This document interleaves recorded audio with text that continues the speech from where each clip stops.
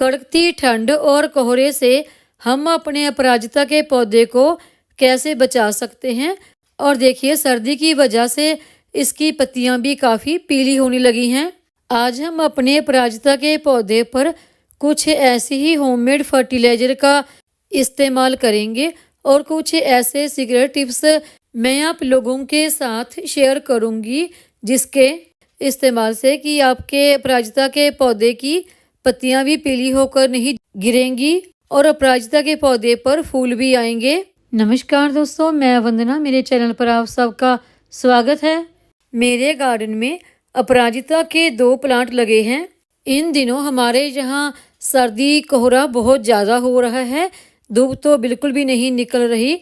सर्दी की वजह से हमारे पौधों की पत्तियां पीली होना और झड़ना शुरू हो जाती हैं, लेकिन मेरे पौधों की पत्तियां ज़्यादा पीली होना या झड़ना अभी ऐसी कोई प्रॉब्लम नहीं आ रही है। आपका भी अपराजिता का पौधा बिल्कुल मेरे प्लांट की तरह हरा भरा रहे और अच्छी उसकी ग्रोथ हो, तो उसके लिए मैं आपको कुछ होममेड फर्टिलाइज़र बताऊंगी और कुछ ऐसे टिप्स भी आपके साथ शेयर करूंगी, जिसका इस्तेमाल करके आप भी अपने पौधों को हरा भरा घना बना सकते हैं।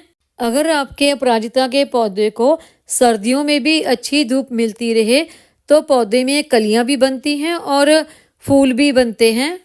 अपराजिता के पौधे को सर्दियों में भी बिल्कुल घना हरा भरा बनाए रखने के लिए पहला पॉइंट है कि आप अपराजिता के पौधे को हमेशा कोहरे से बचा के रखें। ज़्यादा कोहरे की वजह से पौधे की पत्तियां ड्राई होने लगती हैं और पत्तियां सूख कर गिरने लगती हैं और धीरे धीरे हमारा पौधा भी सूखना शुरू हो जाता है।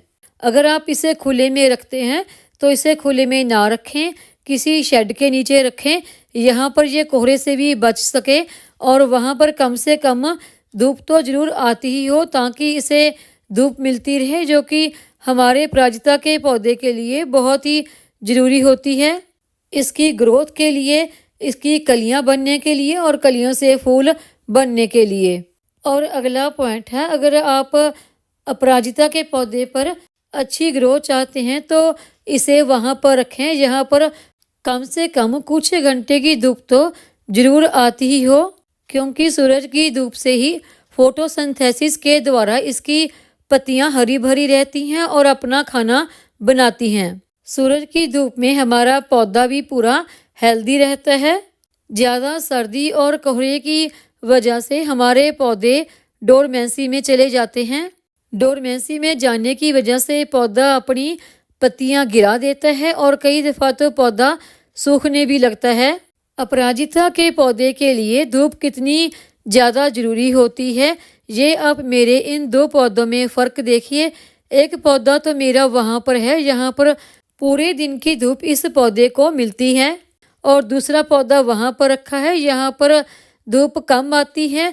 और दोनों में फ़र्क देखिए, जिसको धूप लगती है वो खूब खिला खिला हरा भरा है और दूसरे पौधे की पत्तियाँ कुछ इस तरह की पीली होने लगी हैं और इस पौधे की पत्तियाँ काफ़ी गिर भी गई हैं। तो मैंने इस प्लांट को भी वहाँ पर ट्रांसफ़र कर दिया, यहाँ पर धूप आती है।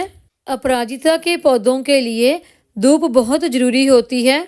और तीसरा पॉइंट है कि आपने इस समय सर्दियों के वक्त इस प्लांट की रिपोर्टिंग नहीं करनी है, क्योंकि इस वक्त रिपोर्टिंग करने से आपका पौधा मर भी सकता है, पौधे की पत्तियां पूरी सूख सकती हैं, क्योंकि ये वक्त रिपोर्टिंग के लिए सही नहीं है। ये वक्त पौधों के लिए डोरमेंसी का वक्त होता है। थोड़ा सा भी आप किसी भी प्लांट के साथ छेड़छाड़ करते हैं तो वो प्लांट आपका सूख कर ख़त्म हो सकता है। अगर आपको इस प्लांट की रिपोर्टिंग करनी हो तो आप मार्च के या अप्रैल के महीने में कर सकते हैं। और चौथा पॉइंट आता है इस प्लांट की देखभाल का, कि इस वक्त आपको इस प्लांट की कोई भी काट छांट नहीं करनी है, कोई भी ब्रांच या फिर पीली हो रही पत्तियों को आपको निकालना नहीं है। ये सब काम आप अपने अपराजिता के पौधे पर मार्च से पहले बिल्कुल ना करें। और अगला यानी कि 5वां पॉइंट आता है इस प्लांट की देखभाल का। अपराजिता के प्लांट को आपने कभी भी ओवर वाटरिंग नहीं करनी है। इस प्लांट को आपने इतना ही पानी देना है कि इसकी मिट्टी में हल्का सा बस मॉइस्चर बना रहे। सर्दियों में ओवर वाटरिंग की वजह से भी पौधे की पत्तियां पीली होने लगती हैं या कई दफ़ा पौधे की रूट सड़ जाती है और प्लांट हमारा मर भी सकता है। जब भी आपने इस प्लांट को पानी लगाना है तो पहले गमले की मिट्टी की 2 इंच तक गुड़ाई करके देखें। अगर 2 इंच गुड़ाई करने के बाद मिट्टी हल्की सी गीली है तो वाटरिंग ना करें। अगर मिट्टी सूखी है तभी आप इस प्लांट को वाटरिंग करें। और छठा पॉइंट है कि आपने इस प्लांट की मिट्टी को बहुत ज़्यादा ड्राई भी नहीं करना है कि हमारे पौधों को पानी भी ना मिल सके। अगर मिट्टी बहुत ज़्यादा ड्राई हो जाएगी तो हमारे पौधे की पत्तियों में मॉइस्चर की कमी हो जाएगी, जिस वजह से पत्तियां सूख कर पीली होकर गिरने लगेंगी। अगर पत्तियां गिर जाएंगी तो वो पौधे के लिए अपना भोजन नहीं तैयार कर सकेंगी, तो जिससे हमारे पौधे की रूट भी खराब होना शुरू हो जाती है। तो आपने सर्दियों में भी अपने अपराजिता के पौधे को हमेशा हरा भरा रखने के लिए दोनों ही काम नहीं करने हैं। ना तो अपने पौधे को बहुत ज़्यादा ओवर वाटरिंग करनी है और ना ही पौधे की मिट्टी को बहुत ज़्यादा ड्राई करना है।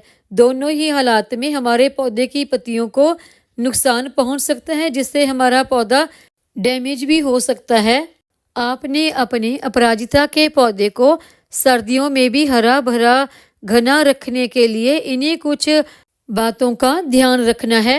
अब बात आती है इस प्लांट को फर्टिलाइजर देने की। इस समय सर्दियों में हम इस प्लांट को कौन कौन सी होममेड फर्टिलाइजर दे सकते हैं जिससे हमारा पौधा बढ़िया स्वस्थ बना रहे, क्योंकि सर्दियों में ये हमारा पौधा थोड़ा सा स्ट्रेस में चला जाता है।